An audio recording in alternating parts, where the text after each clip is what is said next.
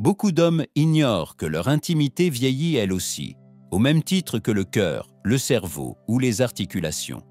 Et si l'on n'en prend pas soin, on ne risque pas seulement une baisse de performance, mais aussi une perte de confiance, d'estime de soi, et parfois même de complicité dans le couple. Bonjour, je suis le docteur Marc Lefebvre. Depuis plus de 30 ans, j'accompagne les hommes dans le maintien de leur vitalité sexuelle et de leur bien-être global. Et ce que je vais vous dire aujourd'hui pourrait changer votre façon de voir les choses. Contrairement à ce que beaucoup croient, les difficultés intimes après 60 ans ne sont pas uniquement dues à l'âge. Dans bien des cas, elles sont liées à de simples habitudes ou à l'absence de gestes essentiels que peu d'hommes connaissent. Et parfois, un geste tout simple, à faire chaque jour, peut faire une vraie différence, sans médicaments, sans douleur, sans pression. Dans cette vidéo, je vais vous partager 5 conseils clés pour préserver la santé de votre sexe après 60 ans. Ce ne sont pas des gadgets, ce sont des recommandations solides, validées par la recherche et adaptées à la réalité des hommes seniors. Et je vous encourage à rester jusqu'au bout, car je vous donnerai un conseil bonus, rarement évoqué en consultation, mais qui peut vous éviter l'un des problèmes les plus douloureux et invalidants que je rencontre chez les hommes de plus de 60 ans. Avant d'aller plus loin, si ce type de contenu vous intéresse, pensez à vous abonner à la chaîne et à activer la cloche pour recevoir les prochains conseils. Et dites-moi en commentaire. Tapez 1 si vous trouvez ces sujets utiles ou 0 si vous pensez qu'on peut faire mieux. Vos retours sont précieux pour adapter les vidéos à vos besoins. On commence tout de suite avec le premier conseil, trop souvent oublié. Restez actif sexuellement. Car oui, quand on arrête de l'utiliser, le corps finit par perdre cette fonction.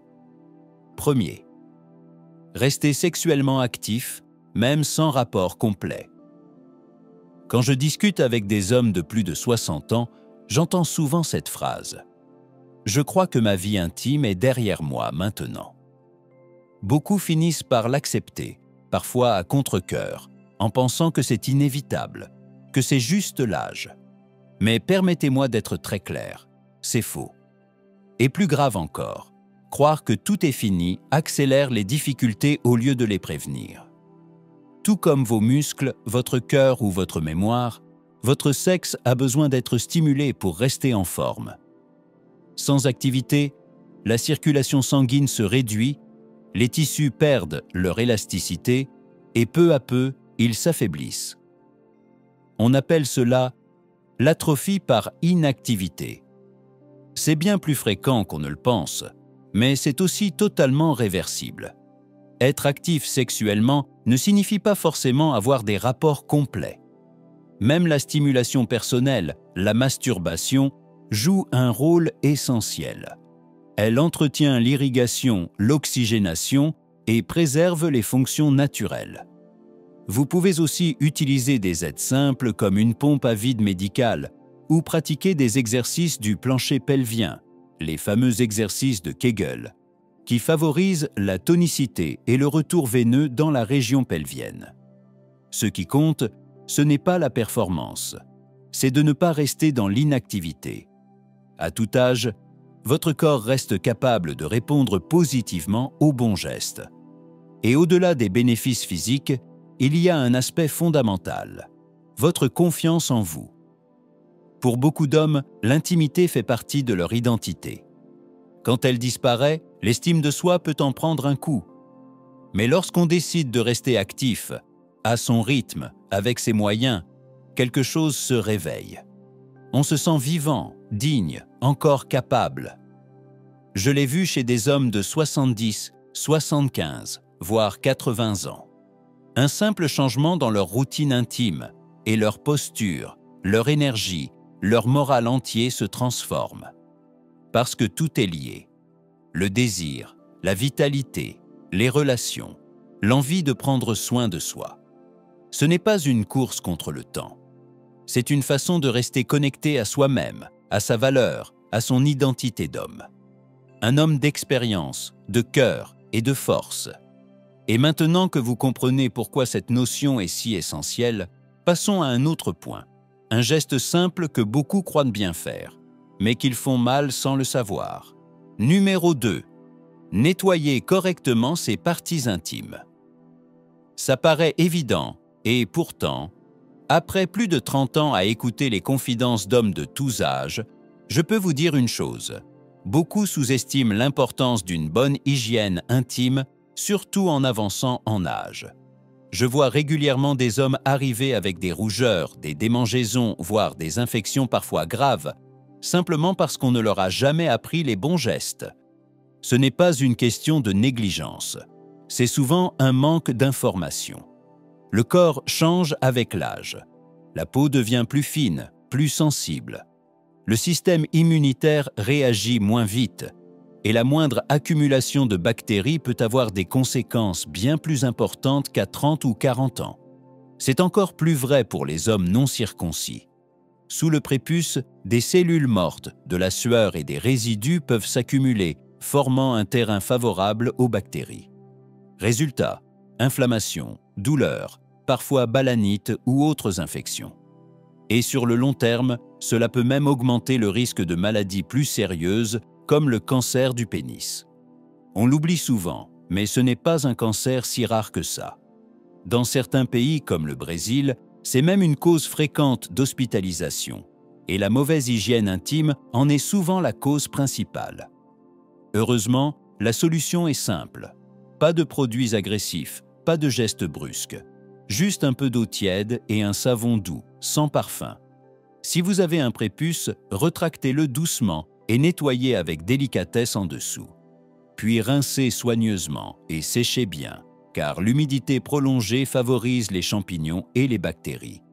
Et pensez à le faire après un rapport sexuel, surtout si vous avez utilisé du lubrifiant ou si vous avez transpiré. Ces éléments peuvent déséquilibrer la flore naturelle de votre peau. Ce geste ne prend qu'1 minute par jour. Mais il peut vous éviter des irritations douloureuses, des gênes intimes et même des problèmes bien plus sérieux. Et voici ce que beaucoup d'hommes découvrent avec surprise. Quand vous prenez soin de vous avec respect, quelque chose change. Vous vous sentez plus propre, plus digne, plus maître de votre corps. C'est discret, mais puissant. Parce que ce n'est pas juste une question d'hygiène. C'est aussi une façon de vous rappeler que votre corps mérite toujours de l'attention, même et surtout après 60 ans. Mais l'hygiène n'est que le début. Il existe un autre danger, plus silencieux, qui peut faire des dégâts sans que vous vous en rendiez compte. Et c'est ce que nous allons voir tout de suite. Parlons maintenant d'un risque souvent ignoré, mais bien réel, surtout lorsqu'on retrouve une intimité après 60 ans. Troisième conseil, évitez les rapports quand l'érection est partielle. Beaucoup d'hommes n'en ont jamais entendu parler, et pourtant, c'est une cause fréquente de complications à long terme. Lorsqu'on essaie d'avoir un rapport alors que l'érection n'est pas complète, on prend un risque discret, mais sérieux. Le sexe masculin, ce n'est pas simplement un organe extérieur. C'est une structure complexe, faite de tissus érectiles, de vaisseaux fins et de muscles internes. Et lorsque l'érection est insuffisante, cette structure manque de fermeté pour résister au frottement. Résultat, des microtraumatismes se produisent sans même qu'on s'en rende compte. Ces blessures, souvent invisibles au début, peuvent cicatriser de façon anormale.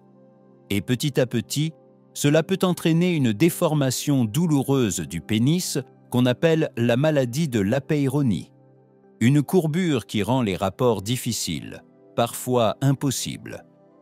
J'ai vu de nombreux hommes consulter trop tard, croyant pendant des mois qu'il s'agissait juste d'un inconfort passager.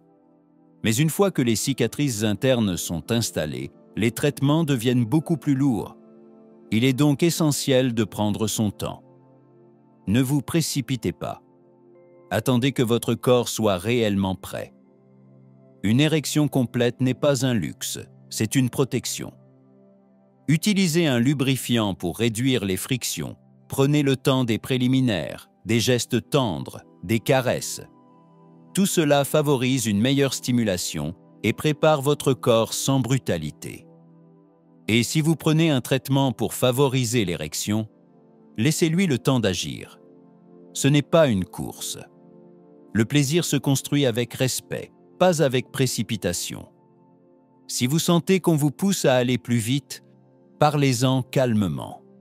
La sexualité après 60 ans demande parfois plus d'écoute, mais elle peut être tout aussi profonde.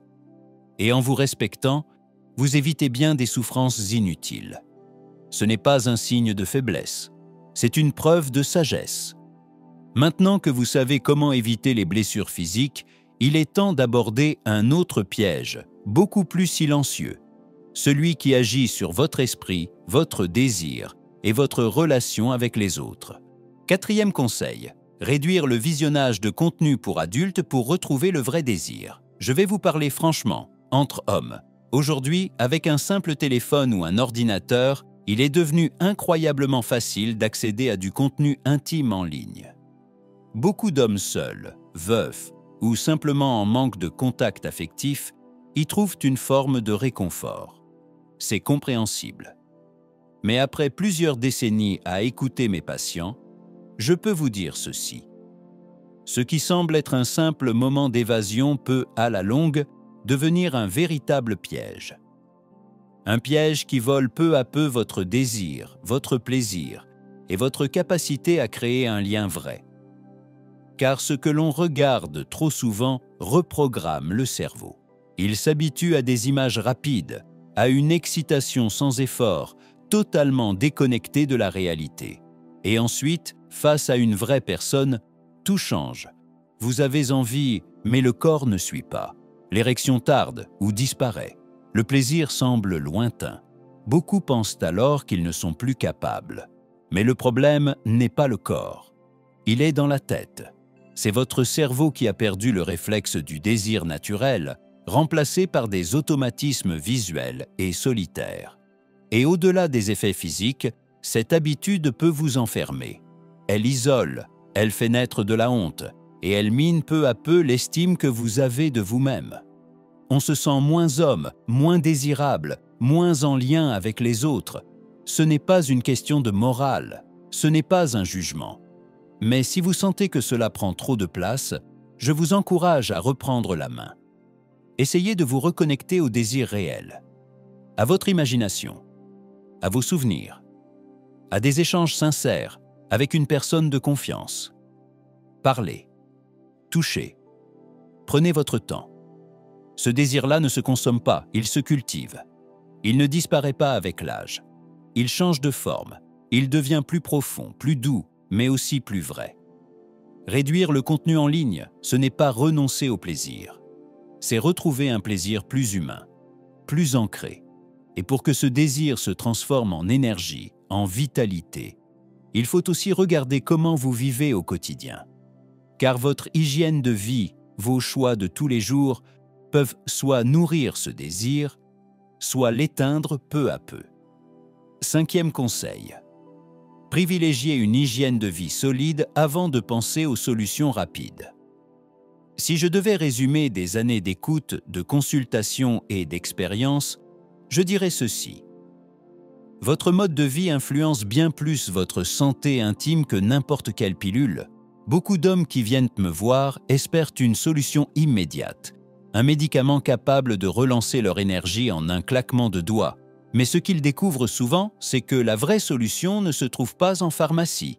Elle commence dans leur assiette, dans leur emploi du temps et dans leurs habitudes quotidiennes. Pourquoi ? Parce qu'une bonne érection dépend d'une bonne circulation sanguine. Et cette circulation, elle est étroitement liée à la santé de votre cœur, de vos vaisseaux, de tout votre système cardiovasculaire. Si vous fumez, si vous consommez trop d'alcool, si vous bougez peu ou si vous mangez en excès des produits transformés, ce sont vos artères que vous affaiblissez. Et moins le sang circule bien, plus le corps a du mal à fonctionner là où vous en avez le plus besoin. Ce que peu de gens savent, c'est que des troubles de l'érection peuvent parfois être les premiers signes d'un problème plus profond, comme une maladie cardiaque naissante. La bonne nouvelle ? Chaque petit changement positif que vous faites peut améliorer la situation. Quand vous arrêtez de fumer, votre circulation s'améliore en quelques jours. En réduisant l'alcool, vous aidez vos hormones à revenir à l'équilibre. Une marche de 30 minutes par jour, quelques poissons riches en oméga 3, des fruits rouges ou des légumes verts. Et tout votre organisme en bénéficie. Ce n'est pas de la magie, c'est simplement votre corps qui retrouve son rythme. J'ai vu des hommes transformés en quelques semaines, juste en changeant leur façon de vivre. Leur énergie revient, leur sommeil s'améliore, leur morale remonte. Et sans même avoir eu besoin de comprimés, leur vie intime reprend vie. Avant de chercher un remède externe, regardez ce que vous pouvez améliorer en interne. Choisissez des gestes simples mais puissants. Bougez un peu plus, respirez profondément, reposez-vous mieux, entourez-vous de relations sincères et nourrissantes. Votre corps ne vous demande pas la perfection. Il vous demande juste de lui offrir un terrain favorable.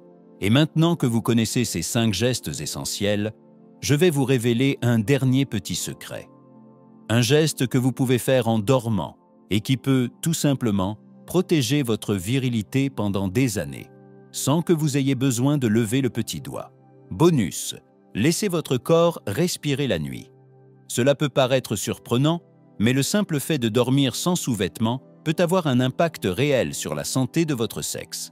Quand vous portez un slip serré ou un vêtement trop ajusté pour dormir, vous exercez une pression constante sur une zone qui, justement, a besoin de liberté pendant la nuit. Ce que peu d'hommes savent, c'est que le sexe masculin est actif pendant le sommeil. Plusieurs fois par nuit, il entre naturellement en érection, même sans stimulation.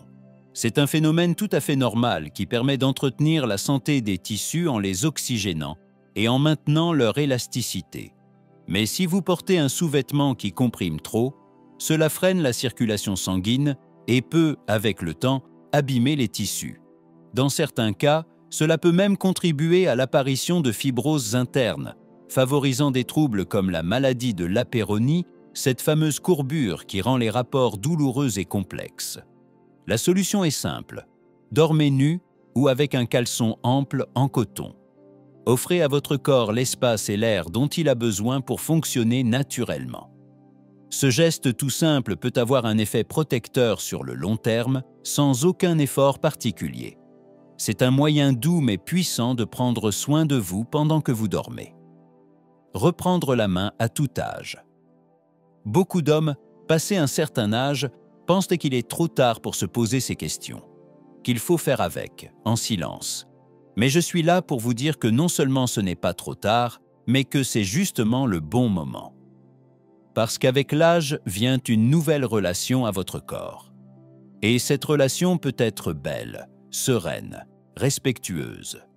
Ce que nous avons vu ensemble aujourd'hui, maintenir une activité sexuelle régulière, prendre soin de son hygiène, éviter les rapports trop précipités, s'éloigner du porno, miser sur une hygiène de vie simple mais solide et dormir dans des conditions qui respectent votre corps, ce ne sont pas de simples recommandations médicales. Ce sont des manières concrètes de retrouver votre équilibre, de vous reconnecter à vous-même et de faire de votre santé intime une priorité juste et légitime. Ce n'est pas une question de performance, c'est une question de dignité, de bien-être, de retrouver confiance, énergie et calme. Et vous n'avez pas besoin d'être parfait, juste de faire un premier pas. Le reste suivra. Si ce message vous parle, si vous connaissez un homme autour de vous qui aurait besoin d'entendre ces mots, n'hésitez pas à partager cette vidéo. Abonnez-vous pour recevoir des conseils adaptés à votre réalité, sans honte, sans tabou. Ici, on avance ensemble, avec simplicité, bienveillance et fierté, parce qu'il n'est jamais trop tard pour mieux vivre dans son corps.